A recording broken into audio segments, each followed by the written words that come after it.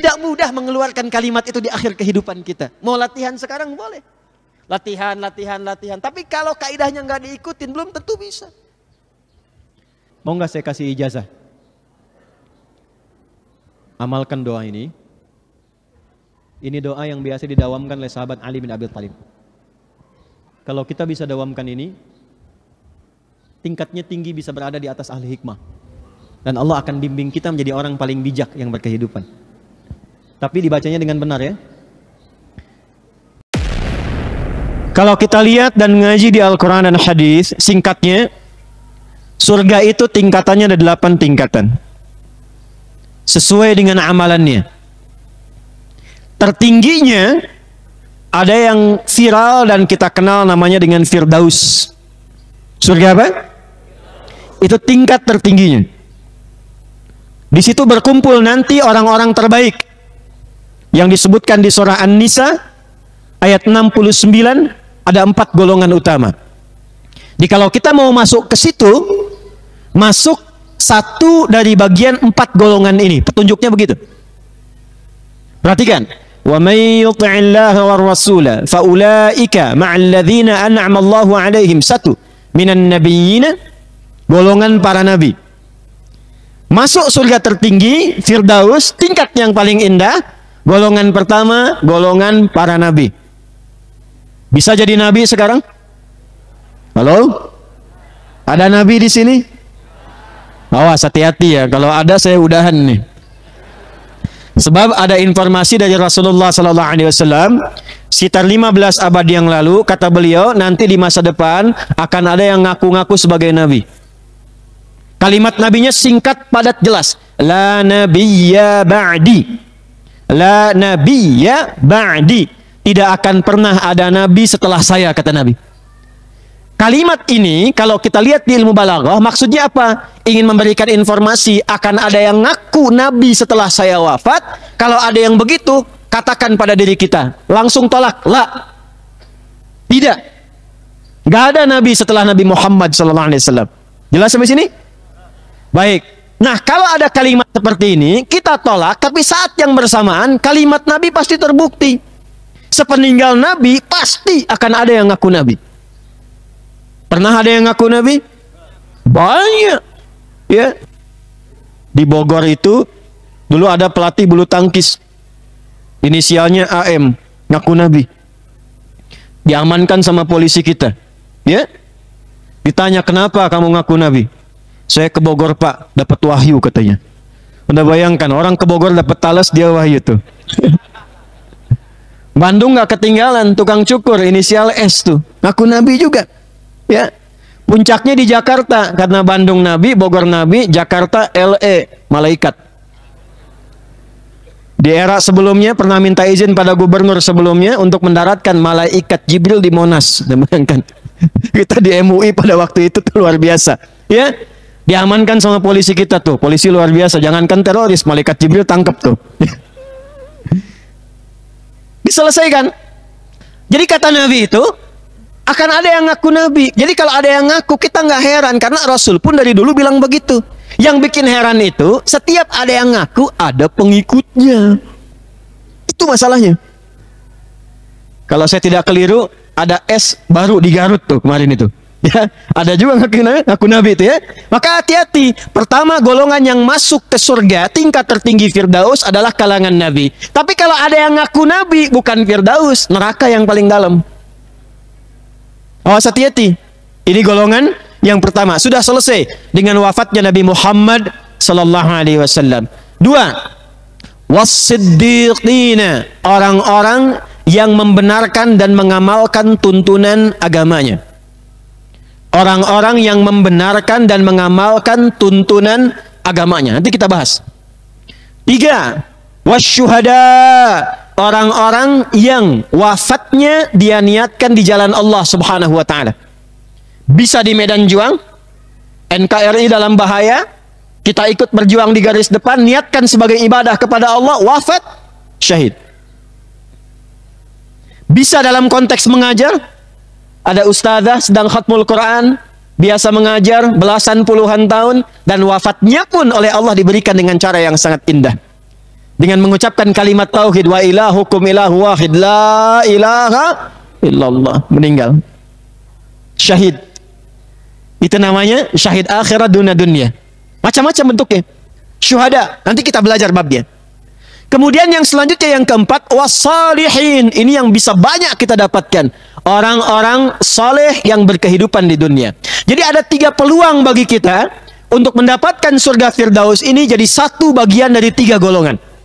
1, siddiqin. 2, syuhada. 3, salihin. Wa hasuna ulaika rafiqa. Kalau belum kita mendapati 3 golongan itu, cari teman yang bisa mengajarkan dan mengantarkan kita pada 3 golongan yang dimaksudkan. Baik, kita sepakat dulu sebentar. Mau masuk surga Firdaus? Yuk kita mulai. 1, siddiqin. Di bahasa Arab sekarang, siddiqin itu jamak dari kata siddiq. Pernah dengar Abu Bakar As-Siddiq? Pernah? Siapa beliau?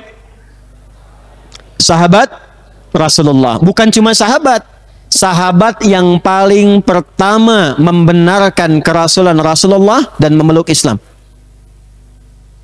Sahabat yang paling pertama membenarkan kerasulan Rasulullah dan memeluk apa?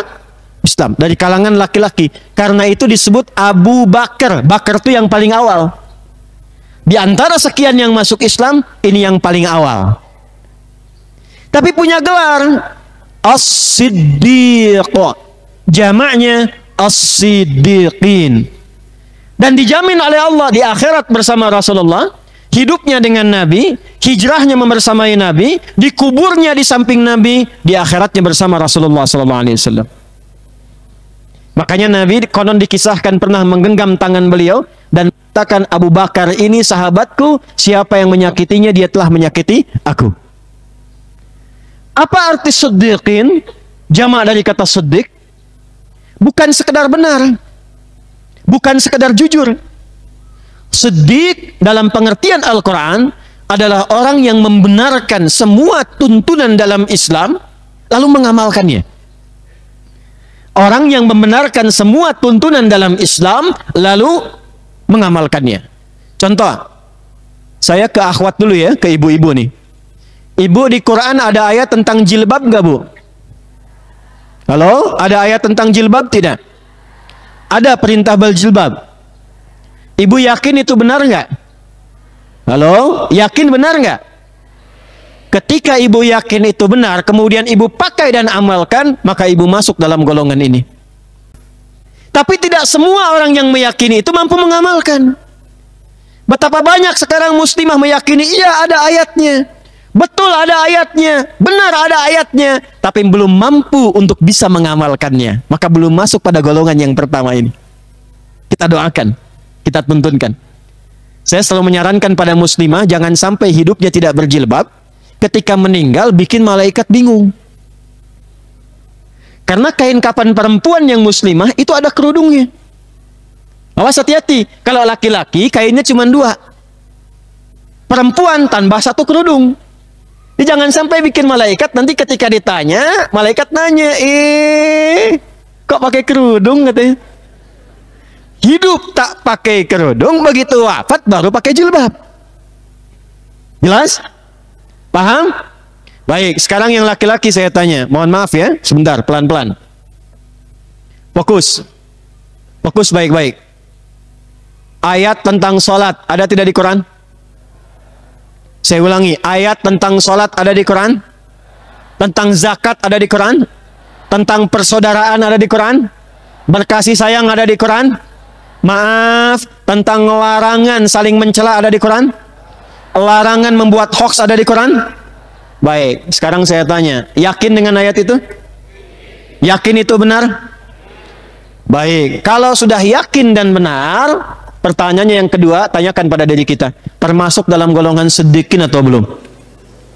Kita meyakini ada ayat tentang sholat, sudah sholat belum? Kita meyakini ada ayat tentang zakat, sudah zakat belum? Kadang di sini lulus, tapi ingat, hidup itu kan ibadah. Wa ma khalaqtul jinna wal insa illa Ya'budun, ibadah itu dari tidur sampai tidur lagi, itu ibadah namanya. Kata Quran, hidup harus bersaudara, jangan mencela, jangan terpecah belah. Ada ayatnya, wa'tasimu bihablillahi jami'an wala tafarraqu. Sekarang saya tanya, berapa banyak teman-teman yang kehidupannya bahkan saling terpecah belah saat ini? Padahal mengakui ayatnya ada, ayatnya benar, tapi belum dipraktekkan dalam kehidupan. Betapa banyak yang sekarang bukan hanya lisannya, tangannya bisa mencela,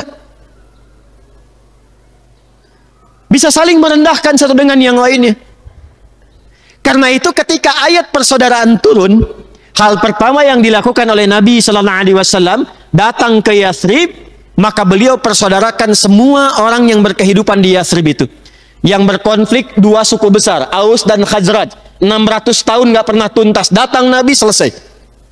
Turun ayat tentang persaudaraan, Nabi praktekkan, semua bersaudara. Maka dari itu, kalau kita berkomitmen ingin menjadi golongan yang pertama siddiqin yang bersamaan dengan Nabi Muhammad SAW di surga, maka yang pertama harus kita bangun komitmen membenarkan dan mengamalkan semua petunjuk di Quran. Siap? Saya ulangi, siap? Baik. Ada ayat tentang persaudaraan. Wa'tasimu bihablillahi jami'an wa la tafarraqu. Bersatu, jangan berpecah belah, bersaudara. Siap diamalkan? Ini ada berapa komunitas yang ada di sini, bikers? Sudah saling kenal belum? Sudah saling kenal belum? Jangan tinggalkan tempat ini kecuali teman-teman sudah mendata siapa saja yang hadir membersamai kita. Satukan persaudaraan, saling mengenal. Jangan sampai terpecah belah. Jangan sampai bikin namanya Muslim Brotherhood, Muslim bersaudara, tapi isinya pecah. Jangan sampai membuat komunitas, tingkatkan persatuan, Muslim namanya, tapi isinya bertentangan dengan nilai keislaman. Maka sudah masuk sini, keluar dari sini, tidak keluar kecuali semua kita kompak menjunjung persaudaraan dan persatuan. Siap?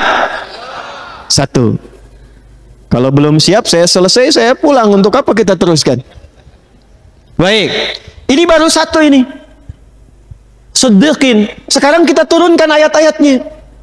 Kalau sudah kita turunkan, jadi panduan hidup, praktekkan, jaga sampai meninggal, itu aja.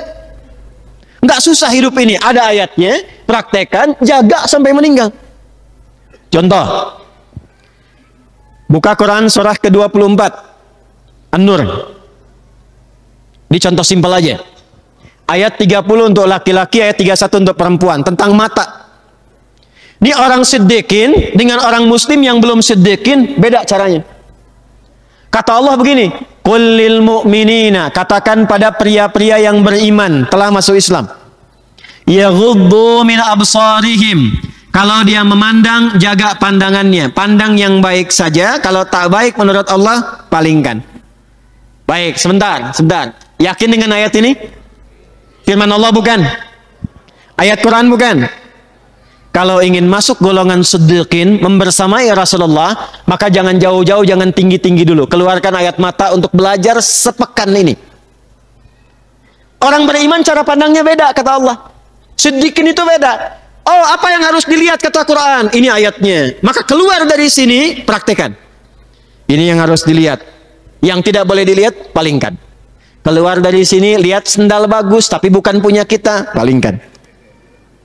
Lihat keluar dari sini, ibu lihat ada yang ganteng, teman-teman bapak lihat ada yang cantik, tapi bukan punya Anda, palingkan.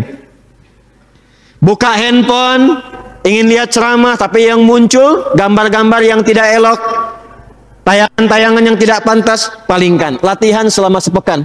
Mudah-mudahan ketika latihan itu membenarkan Quran, ini baru dari mata ini. Kita niat taubat sama Allah, membenarkan satu ayat ini, latihan. Dilihat, palingkan, lihat, palingkan. Begitu sedang dipraktekkan, meninggal. Itu wafatnya husnul khatimah dan menjadi siddiqin. Bisa jadi Pak, Ibu. Allah itu kalau memilih seseorang untuk berada dalam keadaan husnul khatimah, kadang-kadang di luar nalar kita. Ini saya boleh sebut nama ya, karena ini jadi inspirasi untuk kita semua. Pernah dengar yang terlibat kasus narkoba itu? Ya, namanya Freddy kan? Ya, Orang memvonisnya sudah buruk, orang melihat dosanya sudah banyak, sudah mengerjakan ini dan itu, hampir semua dosa mungkin sudah dikoleksi. Boleh jadi demikian. Tapi apa yang terjadi? Hanya memilih bagian kecil dari akhir hidupnya untuk kembali kepada Allah. Tidak banyak orang tahu, teman-teman sekalian, beliau itu sebelum dieksekusi sudah khatam Quran 7 kali. 7 kali. Dan sebelum dieksekusi oleh ragu tembak, permintaannya 2. Ini nggak banyak orang tahu. 1, beliau minta mohon diizinkan sebelum ditembak untuk mengucapkan kalimat La ilaha illallah. Yang kedua, mohon dibuka ikatan penutup mata saya supaya saya bisa langsung melihat dosa-dosa yang pernah saya kerjakan sebelum dieksekusi yang akan saya taubati. Itu mahal. Dan tidak mudah mengucapkan kalimat itu. Tidak mudah. Tidak mudah mengeluarkan kalimat itu di akhir kehidupan kita. Mau latihan sekarang boleh. Latihan. Tapi kalau kaidahnya nggak diikutin, belum tentu bisa. Betapa banyak orang kelihatan bagus, baik, tapi meninggalnya sedang dalam keadaan berjoget. Ada yang demikian. Ada yang wafat dalam keadaan berjudi. Ada. Ini orang divonis banyak salahnya, divonis banyak dosanya, tapi apa yang terjadi? Ketika diinginkan oleh Allah menjadi orang yang baik, berubah jadi baik. Kita amalin 1 ini aja untuk mata, tapi niatkan menjadi sedekah. Niatnya itu.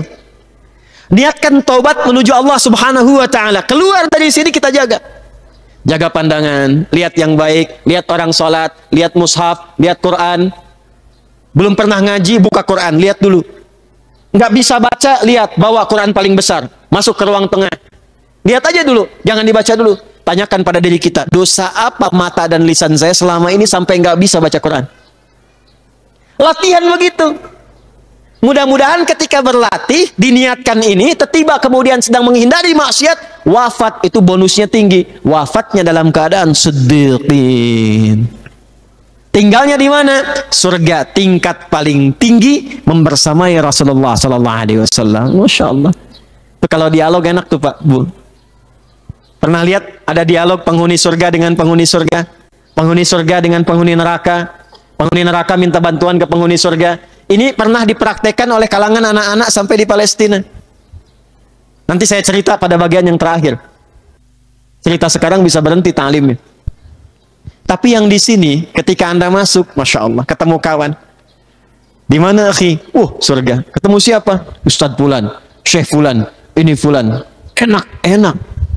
Antum di mana? Saya biasa aja. Di mana surganya? Ada di atas sana. Sama siapa? Ya, depan saya Nabi Yusuf, belakang saya Nabi Ibrahim, samping kiri saya Nabi Isa, samping kanan saya Nabi Muhammad sallallahu alaihi wasallam. Itu siddiqin namanya.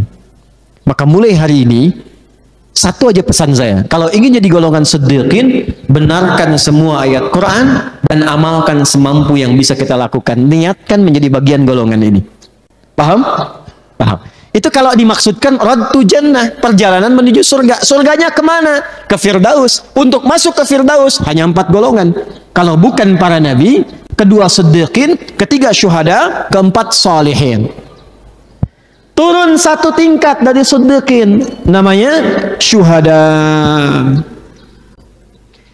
Nama yang dimaksudkan di Quran ini adalah nama amalan, bukan nama yang melekat secara pribadi. Bukan Anda katakan, kalau gitu besok nama saya ganti jadi Pak Syuhada. Ini nama amalan. Apa yang dimaksud dengan syuhada? Pelan-pelan. Syuhada jamak dari kata syahid. Syahid ada 3 jenis. Saya ulangi. Syahid ada berapa jenis? 3 jenis. Semua hal yang terkait dengan syahid ini maknanya 1. Yaitu orang-orang yang menjalani hidupnya untuk beribadah kepada Allah dan wafat dalam perjuangan ibadah itu. Pelan-pelan, orang-orang yang menjadikan semua aktivitas hidupnya sebagai ibadah karena Allah dan wafat dalam perjuangan ibadah itu. Karena itu semua aktivitasnya di Quran disebut dengan fi sabilillah. Saya ulangi, semua aktivitas para syuhada ini sampai dia wafat disebut dengan fi sabilillah. Orang yang meniatkan dan menjadikan semua aktivitasnya untuk berjuang di jalan Allah. Nanti ada 3. Satu, urutan tertingginya. Wafat dalam berjuang di jalan Allah dengan perjuangan militer. Wah, hati-hati nih ya. Jadi meninggal fisik, nyawanya, wafat berjuang secara militer. Ini materi sering saya sampaikan khususnya di TNI ya. Teman-teman di kepolisian itu seragam itu mahal itu. Teman kita nih, ada Pak Arsyad nih, ya. Tuh mahal itu Pak seragamnya, Pak. Ya, bukan hanya kebanggaan menjadi bagian dari NKRI, tapi satu saat itu jadi penentu saat hisab, Pak. Makanya jaga betul itu. Kalau seragam itu diniatkan untuk ibadah, dipakai ke jalan yang benar, wafat dengan itu dia akan bersaksi menjadi bagian dari syuhada. Karena itu orang-orang yang berjuang di jalan Allah dan diniatkan sebagai ibadah, itu berjuang sampai dia wafat. Makanya babnya nggak sembarangan. Bukan keluar tembak orang, bom orang, bunuh orang, bukan begitu. Ya, babnya bukan itu. Bab yang pertama ini disebut dengan jihad. Saking tingginya, hukumnya ketat. Nggak boleh orang keluar kecuali nanti ada fatwa dari qadhi, ada ketentuannya. Jadi nggak sembarangan keluar ke tempat, ke negara A, ke negara B, ikut misalnya berjuang wafat, apalagi pulang ke Indonesia tembak sembarangan, bom sembarangan, itu alih-alih masuk jadi bagian dari syuhada, masuk surga, bisa kebalik nanti masuk neraka. Karena itu babnya ketat. Ya. Saya waktu ada kejadian di bom Jalan Tamrin itu saya sedang di Lampung. Saya ditanya, Ustadz, apakah bom di Jalan Tamrin itu termasuk jihad fisabilillah? Saya bilang, Pak, sependek pengetahuan saya, jihad fisabilillah itu jihad di jalan Allah, bukan di Jalan Tamrin. Sebab ini sekarang hati-hati. Saya kemarin diskusi juga, udah banyak ini.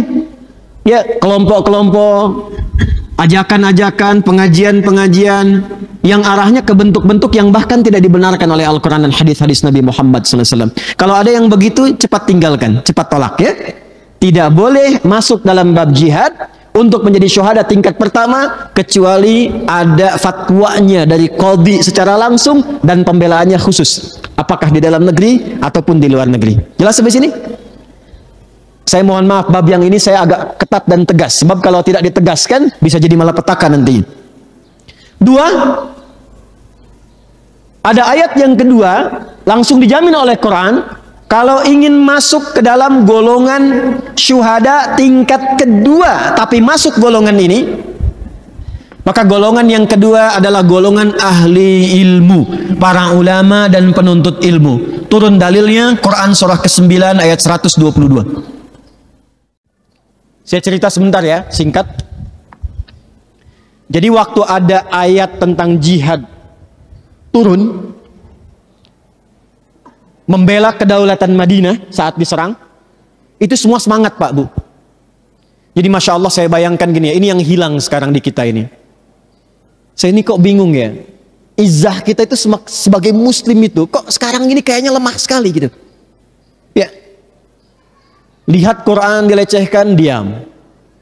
Muslim dinistakan, diam. Diolok-olok, diam. Kitab tafsir dibakar, diam. Anda itu muslim atau bukan? Allah titipkan apa kepada kita? Punya kedudukan, punya harta, punya ilmu, punya apa yang Allah titipkan, munculkan sifat keislamannya. Tapi bukan bertindak yang anarkis. Munculkan sesuai porsi yang telah ditetapkan kepada kita. Yang di dewan muncul dengan sifat kedewanannya. Yang di militer, yang di kepolisian, yang punya kedudukan, yang rakyat tunjukkan bahwa kita muslim. Tidak boleh kemudian muslim dilecehkan. Qurannya dilecehkan, tafsirnya dibakar dan sebagainya. Masa cuma diam saja? Dulu orang-orang turun satu ayat, keluar semua. Turun panggilan tentang jihad, keluar semua. Wanada mujahid, wanada munadin li jihadi fi sabilillah. Datang penyeru, ayo jihad di jalan Allah, semua keluar. Sampai tiba kemudian orang baru datang niaga pun, baru bertemu istrinya setelah berbulan-bulan, datang kemudian penyeru untuk jihad, tiba-tiba pamit sama istrinya. tiba panggilan Allah, saya titip keluarga sejenak, kalaupun tidak kembali, insya Allah dipertemukan oleh Allah di surga. Akhirnya apa yang terjadi? Saking semangatnya dengan Quran, itu turun ayat, kurang lebih dikatakan Madinah dalam tanda petik kosong, karena semua orang ingin keluar. Saking membenarkan isi Qurannya. Maka turunlah kemudian Quran surah 9 At-Taubah ayat 122. Perhatikan ayatnya. Wa ma kanal mu'minuna, dan tidaklah semua orang beriman. Perhatikan kalimatnya. Wa ma kanal mu'minuna, dan tidaklah semua orang yang beriman itu liyanfiru kaffah, mesti semua berjuang masuk ke medan perang. Falaula nafara min kulli firqatin minhum ta'ifah, maka mesti ada di antara mereka sekelompok yang aku berikan pahala yang sama tapi dengan cara berbeda. Liyatafaqahu fid din, yang menghidupkan majlis-majlis ilmu bersama ulama-ulama yang benar. Belajar agama, paham agama, mendalami agama, mengamalkan isinya. Liyatafaqahu fid din. Kalimat Qur'annya tafaqquh fid din. Waliyunziru qaumahum, supaya kalau selesai belajar dia bisa kembali ke kelompoknya, ke teman-temannya, ke masyarakatnya. Waliyunziru qaumahum idza raja'u ilaihim la'allahum yahdharun, supaya semua yang tidak belajar itu mendapat pengetahuan yang sama. Teman-teman, tingkat yang kedua, kalau ingin jadi syuhada, kalau belum ada panggilan untuk berjuang secara militer, kata Al-Quran, penuhi majlis-majlis ilmu. Jadi teman-teman yang sekarang tuh bawa motor, bawa mobil, yang jalan kaki, datang ke pusdai, kalau diniatkan oleh kita untuk menjadi golongan yang kedua ini, jangan salah Bu, Pak, wafat di jalan itu status wafatnya syahid fi sabilillah. Jadi taklim seperti itu tuh oleh Al-Quran dinilai mahal. Kita kumpul sekarang itu bukan kumpul biasa. Kalau niat kita belajar diniatkan tafaqquh fid din, dan ajal membersamai kita, wafat misalnya, wafat di dalam masjid, wafat di luar masjid, wafat berkendaraan, dengan niat seperti itu, Allahu Akbar, langsung naik statusnya menjadi syuhada dan membersamai Rasulullah sallallahu alaihi wasallam di surganya. Dan hadisnya sahih dari Nabi. Hadisnya sahih. Bisa dilihat di Ibnu Majah nomor hadis 233. Perhatikan kalimat Nabinya. Man salaka tariqan yaltamisu fihi ilma, sahhalallahu lahu tariqan ilal jannah. Siapa yang meluangkan waktunya, menyiapkan perjalanan walaupun berliku untuk menuntut pengetahuan bagian agamanya, walaupun belajarnya sedikit. Maaf ya, hanya untuk belajar ngaji, belajar iqra, belajar qiraati, belajar bisa baca Quran. Mau laki-laki, kajian ibu-ibu, datang ke masjid untuk ngaji, niatkan untuk ibadah. Wafat ketika mengajar, wafat ketika belajar. Ada orang baru baca alif, alif Pak, alif, alif, meninggal. Baru belajar alif tapi niatnya tafaqquh fiddin, itu tinggi nilainya di hadapan Allah Subhanahu wa taala. Membersamai Rasulullah sallallahu alaihi wasallam di surga kelak. Ini. Makanya ketika ada ayat ini turun dan Nabi memberikan motivasi, itu hampir semua sahabat Nabi sesibuk apapun masih punya jadwal untuk ngaji, Pak. Kenal Abbas paman Nabi, bapaknya Abdullah? Oh, kenal. Pernah dengar Utsman bin Affan, Abdurrahman bin Auf? Orang kaya bukan? Halo? Kaya bukan?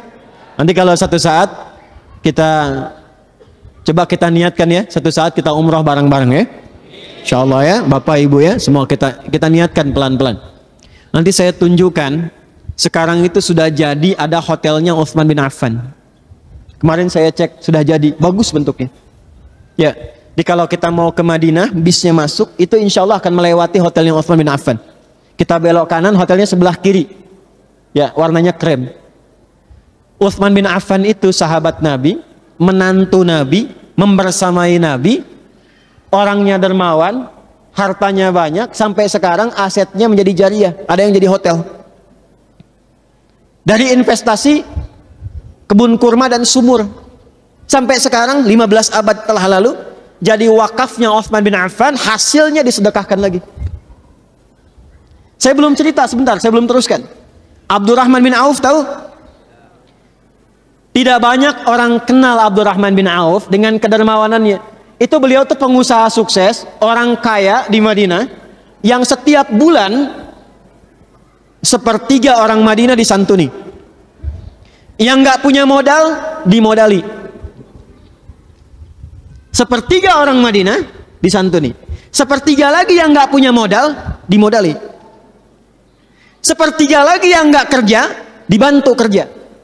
Jadi setiap bulan hartanya dipakai untuk bersedekah ke semua orang yang ada di Madinah.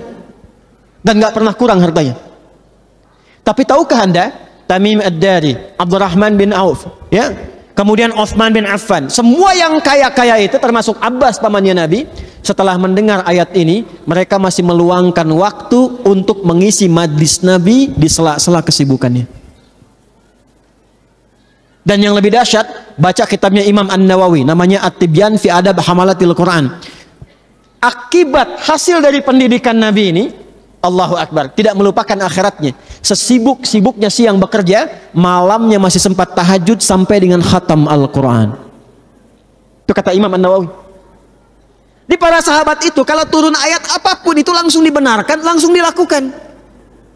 Tidak ada kegiatan panggilan jihad fisabilillah militer, ada ayat tentang ta'lim, langsung ikut ta'lim. Abbas itu akhir pekannya itu ngaji dengan Nabi. Beliau pengusaha Pak, sukses. Ya, sukses pengusaha, menitipkan anaknya yang paling kecil namanya Abdullah di majlis Nabi. Tapi beliaunya pun kalau lagi senggang ikut majlis Nabi. Nabi wafat di akhir itu, ya, beliau sudah hafal 200 hadis. Selain Quran, ya, pebisnis sukses, harta banyak, hafal 200 hadis, Quran khatam. Anaknya hafal 2000 hadis. Nah sekarang kita tanyakan, maaf, kita bandingkan sebentar ya. Abu Bakar, Utsman, Abdurrahman bin Auf, sahabat Nabi bukan? Abu Bakar sahabat Nabi bukan? Mertua Nabi atau menantu Nabi? Mertua Nabi. Hidupnya bersama Nabi? Hijrah membersamai Nabi? Meninggalnya di mana? Kuburannya di mana? Samping Nabi. Baik. Utsman, sahabat Nabi bukan? Mertua Nabi atau menantu Nabi? Menantu Nabi. Bahkan dua putri Nabi setelah satu meninggal, satu lagi dinikahkan dengan Utsman. Malaikat malu dengan Utsman saking tawadhu'nya. Masih punya waktu mereka untuk ikut ta'limnya Nabi. Pelan-pelan. Lihat diri kita. Sahabat Nabi bukan? Mertua Nabi bukan? Menantu Nabi bukan? Hidup bersama Nabi tidak? Tidak. Wafat di samping Nabi tidak? Tidak. Baik, bukan sahabat Nabi, bukan tabi'in, bukan mertua, bukan menantu. Cita-cita bersama Nabi di akhirat. Tapi tidak punya waktu untuk mengaji hadis Nabi. Gimana cara berpikirnya? Maka dari itu saya harapkan teman-teman sepulang dari pengajian ini bikin grup. Ini saya dengar ada 60 lebih komunitas ya. Saya minta satu aja.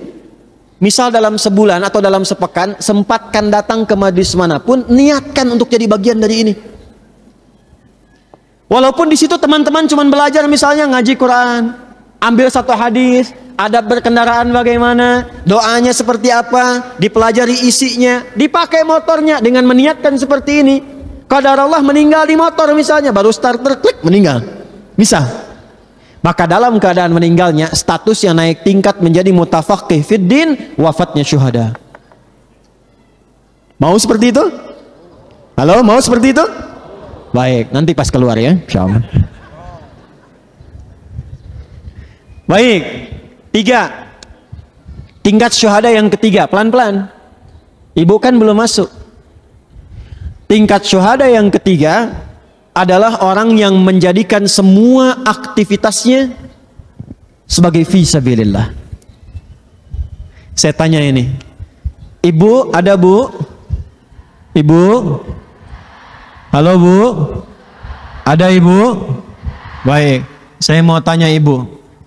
Ibu menyayangi suami itu karena cinta atau karena Allah?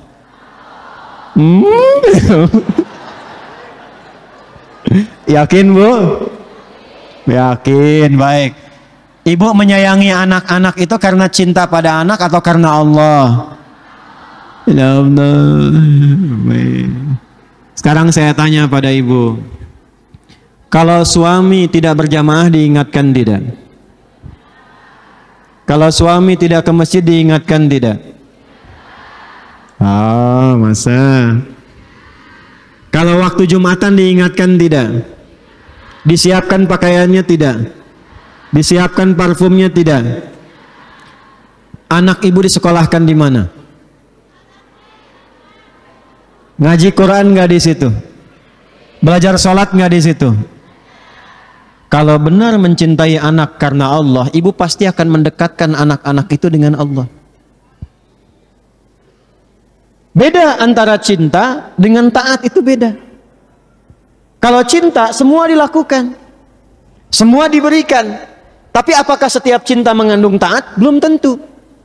Yang dimaksud yang di sini adalah orang-orang yang benar-benar menjadikan semua kegiatannya lillah. Maka kalau ibu bisa melakukan itu, kenapa saya berikan kepada ibu? Karena bu, mohon maaf ya bu ya, ibu itu, dia perempuan khususnya, di antara manusia yang sebetulnya paling mudah untuk mendapatkan rahmat Allah berupa ini, fisabilillah. Perempuan mengandung, kalau diniatkan dalam mengandung itu untuk menjadikan anak yang dikandung dekat dengan Allah, itu Masya Allah bu, setiap apa yang dirasakan, doanya dijawab, dan itu nilainya fisabilillah. Wafat ketika mengandung, langsung menjadi syuhada. Melahirkan, itu pahalanya tinggi. Wafat sedang melahirkan, syuhada. Memberikan ASI, nilainya tinggi. Wafat ketika melakukan itu, fisabilillah, syuhada. Dan ayatnya banyak di Quran, saya bisa turunkan satu-satu. Bahkan ketika ibu merawat anak di rumah, memilih sekolah yang sesuai dan untuk mendekatkan diri kepada Allah Subhanahu wa taala, itu berkahnya banyak, Bu. Allah dahulukan bonusnya di dunia dan Allah datangkan hasilnya di akhirat. Ibu kenal Maryam? Kenal. Ibu buka surah Ali Imran ayat 37. Kalau bisa dari 35-nya. Istrinya Imran alaihi salam namanya Hanna. Punya anak perempuan nanti namanya Maryam. Bunda Maria. Itu sejak dalam kandungan diniatkan lillah. Anaknya akan dekat dengan Allah, diniatkan supaya menjadi anak yang taat karena Allah. Udah fisabilillah. Perhatikan ayatnya. Quran surah 3 Ali Imran ayat 35. Idh qalat imra'atu Imrana Rabbi inni nadhartu laka ma fi batni muharrara fataqabbal minni. Ya Allah, aku bertekad, aku tanamkan dalam jiwaku yang paling kuat, aku ingin jadikan anakku ini, aku siapkan dekat denganmu ya Allah. Aku ingin jadikan khusus anakku yang ini menjadi hambamu yang taat ya Allah. Aku akan didik dia, aku siapkan dia untuk menjadi anak yang kau ridhai ya Allah. Apa yang terjadi? Maka ketika lahir diberi nama dengan Maryam, nama sesuai dengan cita-cita dan harapannya.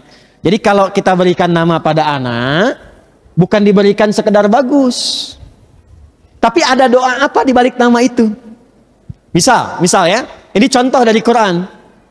Kita ingin jadikan anak pertama misalnya ahli Quran, maka kita beri nama misalnya Muhammad Ahlul Quran. Boleh. Yang kedua faqih misalnya. Ya, kita ingin dia jadi ahli fikih. Kita katakan dia lahir di bulan Ramadan misalnya Ahmad Faqih Ramadan. Ya. Kita ingin jadikan yang ketiga jadi pengikut Nabi yang setia, mencintai Rasulullah, senang sholawat, senang ngaji hadis. Kita beri nama misalnya Muhammad Habibul Mustafa. Nama sesuai dengan doa dan harapannya. Karena ini menginginkan seorang perempuan yang taat, yang dekat dengan Allah, yang menjaga diri dari perbuatan yang tidak baik. Lahir perempuan, diberi nama dengan Maryam. Wa inni sammaituha Maryam. Saya ingin lompat ke ayat 37. Perhatikan ayatnya. Fataqabbalaha rabbuha biqabulin hasanin wa ambataha nabatan hasana wa kaffalaha Zakaria. Kullama dakhala 'alaiha Zakaria al-mihraba wajada 'indaha rizqa. Qala ya Maryamu anna laki hadha? Qalat huwa min indillah. Innallaha yarzuqu man yasha bighairi hisab. Ibu, saya mau kasih rahasia. Mau? Mau? Tapi di antara kita saja ya. Perhatikan baik-baik. Tadi saya mau tanya sebentar. Maryam itu diniatkan oleh orang tuanya menjadi hamba yang dekat dengan siapa? Allah. Taat kepada siapa? Allah. Perhatikan baik-baik. Lihat caranya. Untuk menjadi taat ini, maka satu, beliau memilih guru yang dekat dengan Allah. Namanya Zakaria. Dua, beliau siapkan tempat yang mendekat kepada Allah. Namanya mihrab. Tiga, beliau dorong terus dengan doa. Karena Imran ini saat Maryam di kandungan meninggal. Hannah terus berdoa dan terus mendekatkan diri kepada Allah. Maka apa yang terjadi? Kata Allah, saya terima perjuangan dan ikhtiar ibunya Maryam ini, dan saya berikan pendampingan dan kemudahan dalam setiap kehidupan Maryam. Maka apa yang terjadi? Ibunya tidak susah memberikan kebutuhan Maryam sebelum diberikan, Allah sudah siapkan semuanya. Karena itu nanti di Quran ada anak yang diberikan oleh Allah rizki, dan rizkinya akan terpancar kepada kedua orang tuanya. Di Quran itu ada dua redaksi, di Al-Isra dengan Al-An'am. Ada redaksi nahnu narzuqukum wa iyyahum, ada yang kedua nahnu narzuquhum wa iyyakum. Ada rizki yang Allah berikan pada orang tua, ngalirnya ke anak. Bapak yang kerja, anak yang makan. Tapi ada yang kedua, kalau nggak ingin capek, siapkan anaknya. Nanti Allah berikan rizkinya kepada anak, ngalirnya ke orang tua. Maka dari itu merawat anak itu kalau fisabilillah Pak, jangan tunggu akhirat, di dunianya akan dimudahkan. Saya ini mendampingi anak-anak penghafal Quran, kecil-kecil. 3 tahun, 4 tahun, 5 tahun. Tapi ada ibu yang menyiapkannya sejak dalam kandungan, Bu. Apa hasilnya? 3 tahun anak itu hafal Quran, 4 tahun hafal Quran, Qurannya bagus. Ibu bapaknya nabung umroh haji udah lama, dapat hajinya lewat anaknya. 2019 saya ditunjuk oleh kedutaan Saudi untuk menjadi Amirul Hajj, membawa sekitar kurang lebih 500 orang, kurang lebih setengahnya ahli Quran. Anak-anak Bu, Pak, teman-teman, anak-anak 4 tahun, 5 tahun. Tapi kalau Anda tanya, Qurannya lancar, dibolak-balik kanan kiri halaman, tanya berapa dan seterusnya. Yang paling menarik, bapak ibunya nggak hafal Quran, anaknya yang hafal. Apakah berhenti sampai di situ? Tidak. Ada yang diundang ke luar negeri, nggak kebayang sama bapak ibunya, anaknya sampai diapresiasi, dimuliakan, sampai Sultan Hasanah Bolkiah yang di Brunei itu ngundang salah satunya, bapak ibunya ikut. Ada yang ke Saudi, ada yang ke tempat-tempat lain, ada yang ke Rusia, ada yang diberikan mahkota di Rusia. Itu yang dapat siapa? Anaknya. Ngalir ke siapa? Orang tuanya. Demi Allah saya katakan, niatkan merawat anak karena Allah mudahkan bahkan rizki yang mengalir sejak di dunia. Cuman butuh yakin. Sekarang saya lihat para orang tua kok senang menyekolahkan di sekolah yang hanya untuk prestasi dunia. Kejar-kejaran, bangga-banggaan, bayaran sampai berapa digit. Tapi keluar dari situ ngaji pun gak mampu, sholat pun gak mampu. Bapak yang merawatnya, ibu melahirkannya, ibu menyusuinya. Kok bisa ibu tidak menyiapkan anak yang Anda saat wafat gak bisa menyolatkan Anda? Bahkan untuk nyolatkan pun gak mampu. Lalu untuk apa harta yang Anda berikan selama ini? Untuk mendoakan Anda pun gak bisa. Lalu apa kerja keras dan keringat Anda yang Anda keluarkan selama ini? Kita itu akan wafat, akan pulang.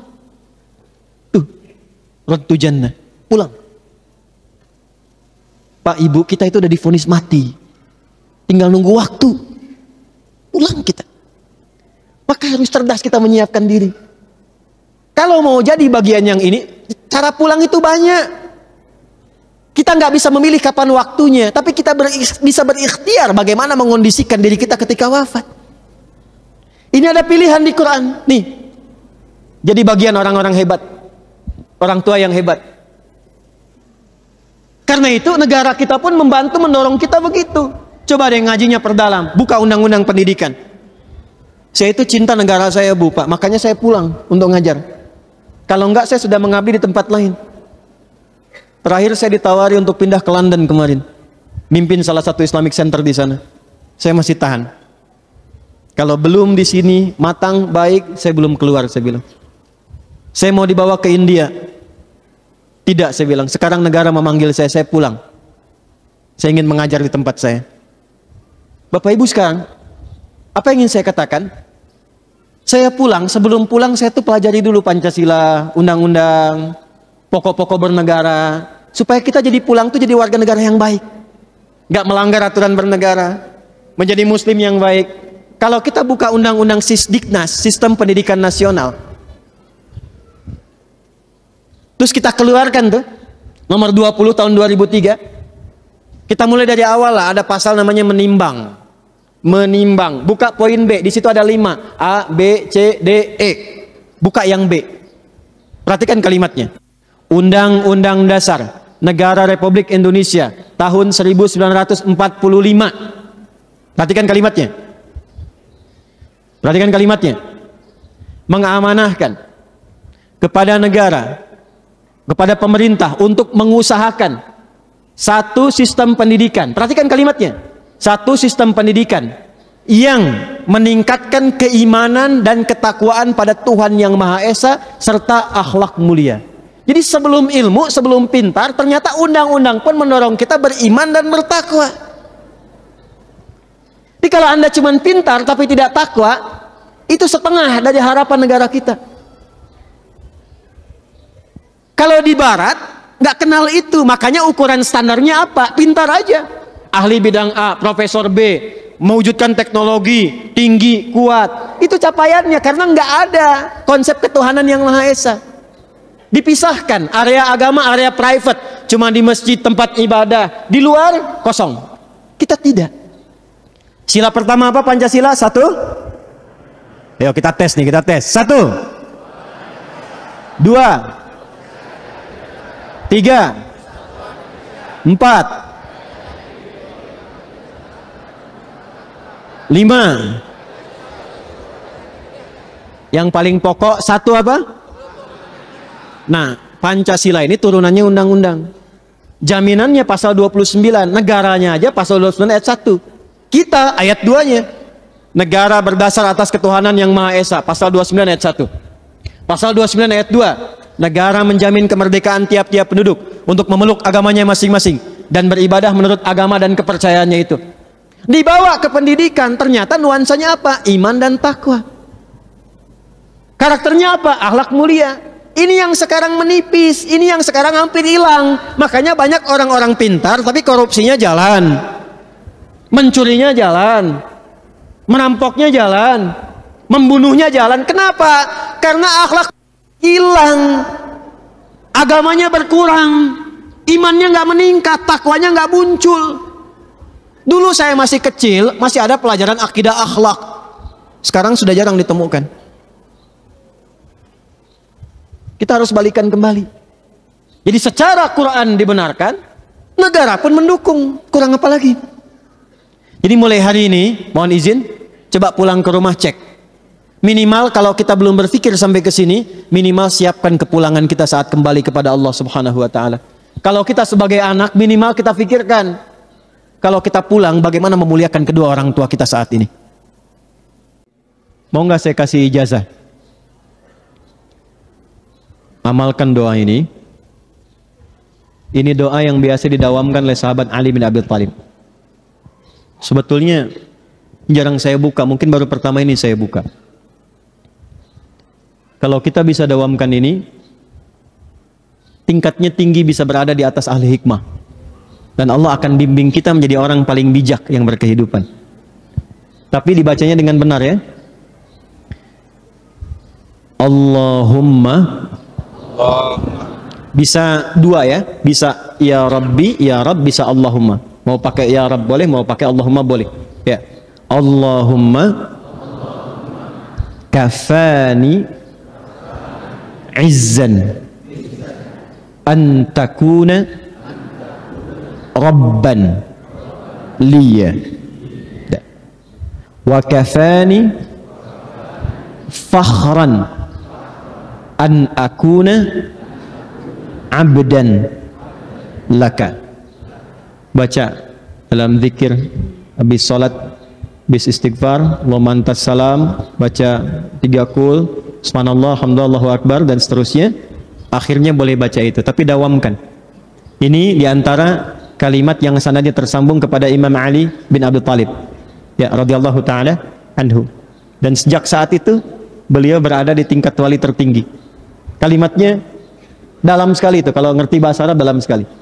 Allahumma kafani izzan an takuna rabban liya wa kafani fakhran an akuna abdan laka. Tahu artinya? Ya Allah, sungguh yang paling membahagiakanku, cukuplah engkau menjadi Tuhan untukku, dan cukuplah menjadi kehormatan untukku aku menjadi hamba yang taat bagimu. Itu yang dipegang oleh sahabat Ali bin Abi Thalib sampai beliau wafat dan dimuliakan oleh Allah Subhanahu wa ta'ala.